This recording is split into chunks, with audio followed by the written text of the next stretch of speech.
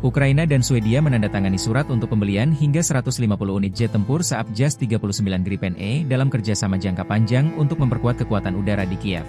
Swedia menyebut kesepakatan ini sebagai langkah penting bagi Ukraina untuk menghadapi agresi Rusia, dengan Gripen disebut-sebut ideal untuk operasi dalam kondisi konflik seperti saat ini. Meski demikian, pengiriman nyata jet ini baru akan dimulai beberapa tahun ke depan. Proses produksi, pelatihan pilot, dan pendanaan harus dijalankan dengan matang. Langkah ini sekaligus memperlihatkan bagaimana perang melawan Rusia kian memanas. Ukraina mendapatkan dukungan militer yang semakin kuat, sementara Moskow akan menyikapinya sebagai eskalasi strategis. Pantau terus kanal kami untuk update selanjutnya tentang spesifikasi jet ini, dampaknya di medan tempur Ukraina, dan respons Rusia serta aliansi Barat.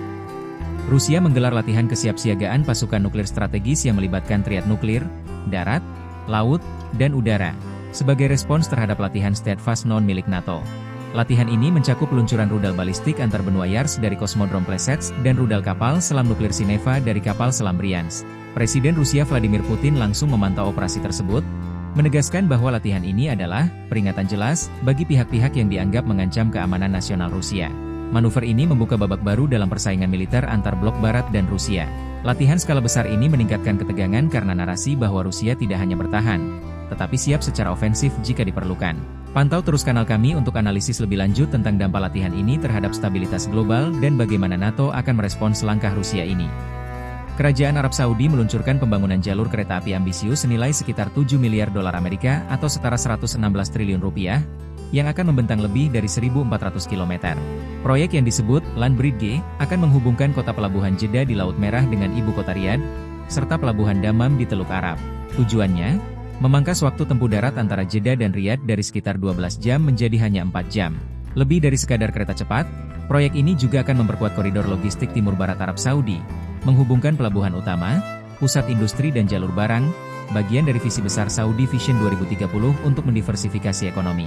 Dengan investasi signifikan ini, Arab Saudi menegaskan posisinya sebagai hub transportasi dan logistik global, serta membuka kesempatan lapangan kerja besar sambil memperkuat konektivitas nasional. Simak terus kanal kami untuk perkembangan pelaksanaan proyek, kontraktor global yang terlibat dan dampak jangka panjangnya terhadap ekonomi dan transportasi Arab Saudi. Hyunmoo 5, rudal balistik konvensional terbaru Korea Selatan, akan mulai dikerahkan sebagai respons terhadap eskalasi militer dan ancaman nuklir dari Korea Utara. Menurut laporan, rudal ini memiliki bobot sekitar 36 ton dengan hulu ledak hingga 8 ton, menjadikannya salah satu senjata paling kuat yang pernah dibangun Korsel. Menteri Pertahanan Korsel menyebut bahwa pengembangan massal rudal ini bertujuan untuk menciptakan keseimbangan teror terhadap Korut yang dilengkapi senjata nuklir. Pengumuman ini muncul di tengah ketegangan yang terus meningkat di semenanjung Korea, di mana Pyongyang juga aktif menunjukkan kekuatan militernya dan memperkuat posisi nuklirnya. Langkah Korsel ini bisa memperkokoh pertahanan nasional mereka, namun juga meningkatkan risiko eskalasi dengan Korea Utara. Dunia akan memantau bagaimana reaksi Korut dan apakah aliansi regional akan ikut terlibat. Ikuti terus kanal kami untuk update selanjutnya mengenai peluncuran, distribusi, dan implikasi strategis dari rudal Hyunmoo 5 ini terhadap dinamika keamanan Asia Timur. Wakil Ketua Dewan Keamanan Rusia Dmitry Medvedev menyatakan bahwa Amerika Serikat kini telah memasuki jalur perang melawan Moskow. Pernyataan ini diungkap dalam unggahan Telegram resminya yang menyebut bahwa AS tidak lagi menjalankan diplomasi, melainkan menyusun aksi militer secara terbuka. Medvedev menunjukkan kepada keputusan Presiden AS Donald Trump yang membatalkan pertemuan puncak dengan Presiden Rusia, serta tindakan sanksi baru dan dukungan militer AS terhadap Ukraina, sebagai bukti bahwa Washington sudah berpindah ke fase konfrontasi langsung. Reaksi Moskow datang cepat. Rusia menyebut bahwa klaim AS yang mengklaim diri sebagai pembawa perdamaian, kini bertindak sebagai pihak agresor. Medvedev secara khusus menyebut AS sebagai musuh yang telah memilih jalan eskalasi. Pernyataan ini memperkuat kekhawatiran bahwa konflik Rusia-Ukraina bisa meluas menjadi benturan langsung antara Rusia dan aliansi Barat, skenario yang dibayangkan banyak pengamat sebagai salah satu titik paling berbahaya di panggung geopolitik saat ini. Militer Rusia mengklaim telah mengepung sekitar 10.000 pasukan Ukraina di wilayah Kupiansk dan Krasnoarmeysk, menggunakan taktik pengepungan yang memotong jalur logistik utama tentara Kiev. Menurut laporan, kondisi para pasukan Ukraina semakin kritis dengan tingkat semangat yang dilaporkan sedikit memudar, akibat tekanan berat dan kesulitan suplai. Insiden ini menandai salah satu manuver militer paling agresif dalam perang saat ini, dan bisa mengubah peta konflik menjadi lebih menguntungkan bagi Rusia seandainya pengepungan terbukti efektif. Simak terus kanal kami untuk update kondisi di lapangan, respons Ukraina, dan bagaimana negara sekutu merespons situasi yang berkembang ini. Pembersihan jalur Gaza dari bom dan ranjau sisa konflik diperkirakan akan berlangsung 20 hingga 30 tahun, karena banyak bahan peledak belum terdeteksi dan tertanam jauh di bawah permukaan. Menurut pakar bahan peledak dari lembaga Humanitarian Inclusion, kondisi di Gaza digambarkan sebagai ladang ranjau yang mengerikan dan belum dipetakan. Banyak lokasi yang kini menjadi puing-puing menyembunyikan ratusan ribu ranjau yang belum diangkat. Data dari Perserikatan Bangsa-Bangsa, PBB, menunjukkan tim redaksi. Lebih dari 53 orang telah tewas dan ratusan luka-luka hanya dari bahan peledak yang belum meledak. Angka yang diyakini jauh lebih rendah dari kondisi sebenarnya. Para penyelamat menghadapi kendala besar. Akses terbatas ke zona konflik, banyak bangunan runtuh yang menghambat operasi, serta deteksi bahan peledak yang tertanam di lapisan tanah atau puing beton, membuat proses pemulihan jauh lebih rumit dan panjang. Situasi ini menunjukkan bahwa perang bukan hanya soal menghentikan tembakan, melainkan juga soal efek jangka panjang yang menyentuh kehidupan warga sipil. Terus ikuti kanal kami untuk laporan mendalam tentang upaya pembersihan, tantangan teknis serta kondisi warga Gaza di masa pemulihan. Senator Amerika Serikat memperingatkan bahwa rezim Nicolas Maduro di Venezuela akan segera berganti dan mendesaknya untuk meninggalkan negaranya ke Rusia atau Cina. Pernyataan ini muncul di tengah ketegangan militer yang meningkat di perairan Karibia, dengan pengerahan kapal induk AS dan operasi intelijen rahasia yang ditujukan ke Venezuela. Langkah yang mengindikasikan tekanan besar dari Washington. Senator Rick Scott, dalam wawancara, menegaskan bahwa hari-hari Maduro bisa dihitung, dan menyarankan agar sang presiden segera mencari perlindungan di luar negeri karena posisi kekuasaannya tidak lagi aman. Langkah ini menandakan eskalasi diplomasi dan militer AS terhadap Caracas, serta membuka spekulasi tentang perubahan rezim yang mungkin terjadi dalam waktu dekat.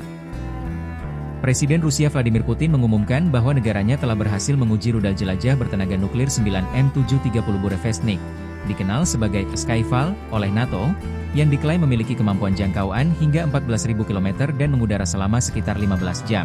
Rusia menggambarkannya sebagai senjata tak terkalahkan yang dapat menembus sistem pertahanan rudal apapun, sebagai bagian dari latihan besar-besaran kekuatan nuklir yang juga melibatkan triad nuklir darat, laut, dan udara.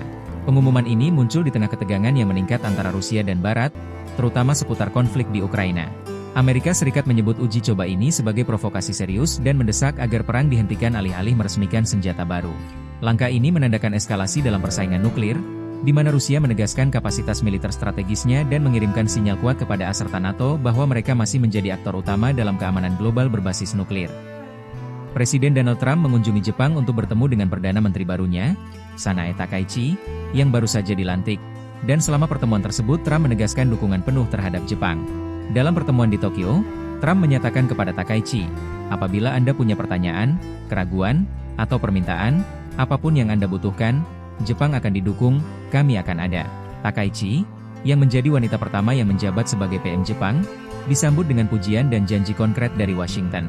Keduanya juga menandatangani sejumlah nota kesepahaman, termasuk kerjasama mengenai mineral kritis dan rantai pasokan langka, bagian dari kerangka era keemasan baru antara AS dan Jepang.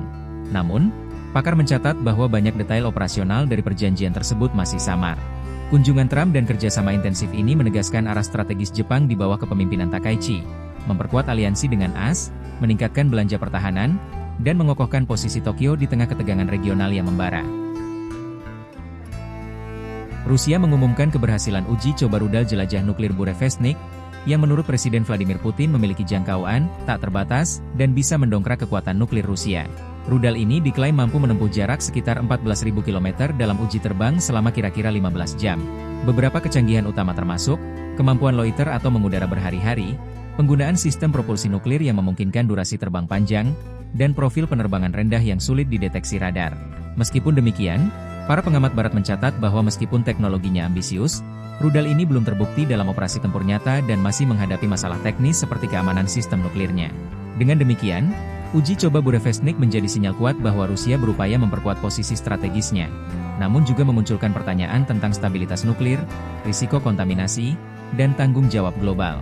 Video pendek ini memberikan gambaran inti dari senjata yang diklaim tak tertandingi tersebut, penting dan layak dicermati dalam konteks dinamika keamanan internasional. Venezuela kembali menjadi titik ketegangan strategis setelah Amerika Serikat menerbangkan sepasang pesawat pengebom strategis B-1B Lancer ke kawasan Laut Karibia, mendekati lepas pantai Venezuela. Washington mengklaim manuver tersebut sebagai bagian dari operasi anti-narkoba dan latihan kesiapsiagaan global. Namun Caracas menilai langkah itu sebagai bentuk intimidasi militer dan upaya tekanan terhadap rezim Presiden Nicolas Maduro. Penerbangan B-1B itu dilacak melalui data penerbangan sipil yang menunjukkan pesawat lepas landas dari pangkalan di Texas atau North Dakota, masuk wilayah Karibia dan kemudian berbalik arah. AS menyebut operasi ini demonstrasi komitmen untuk mencegah ancaman, meningkatkan latihan awak, serta menjaga kesiapan menjawab kontingensi. Sementara itu, pihak Venezuela memperingatkan bahwa segala eskalasi akan dijawab dengan kesiapan pertahanan dan milisi bersenjata rakyat. Situasi ini menambah spekulasi bahwa konflik antara AS dan Venezuela bisa berkembang dari tekanan militer ke langkah yang lebih terbuka. Kesimpulannya, manuver militer AS di dekat Venezuela adalah pesan kuat ke Caracas, namun sekaligus memicu risiko konflik yang lebih besar di kawasan Karibia, yang semula dianggap zona relatif tenang.